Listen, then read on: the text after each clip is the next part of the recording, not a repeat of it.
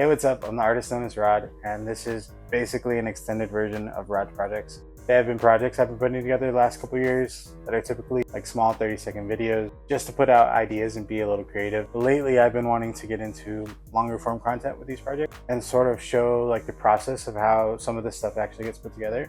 This isn't going to be like a how-to video because most of my projects involve something that I find and then turn into something else. This is just going to be more of a how I go about making things and sort of the thought process that goes into just creating some of the stuff that I do. And I wanted to start my first project with this bench. This bench slash storage was made from a crate that I found. And the first step to starting this whole process was actually building the top. To make the top, we're gonna cut down this scrap piece that I have. I don't really have a workbench or anything, so I'm gonna set up my cut on this pallet.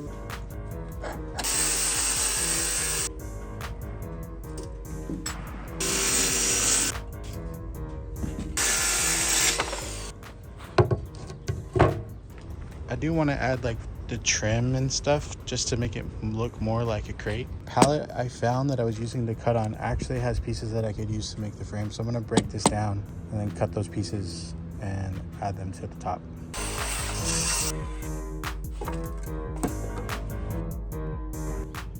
I got all four sides, so I'm going to sand everything, add some glue, add some nails, let everything dry overnight, and then come back to it. Now we're going to fix some things.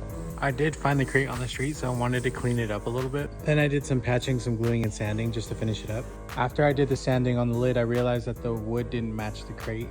And that was just an aesthetic thing that I wanted to fix. So I used an H-stain, applied a couple coats, realized it was a little too orange, then gave it a wash again to lighten it up, and this is what I ended up with. Next, we're gonna add some hardware.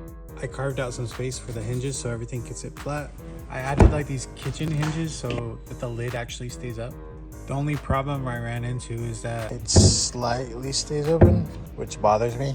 I fixed that by attaching these door magnets, which helped everything stay shut. And the last part of this was just adding some custom elements. I made some stencils for the word fragile and my name, spray painted those on, and then sanded them back a little bit just so that the whole thing fit the overall aesthetic. And this is the final look. I had a lot of fun working on this project, and I also had a lot of fun just filming for this like longer process video. I'm hoping to do this maybe once or twice a month with some of the bigger projects that I put together and sort of just see where it goes from there. But other than that, that's it for today's video. Later.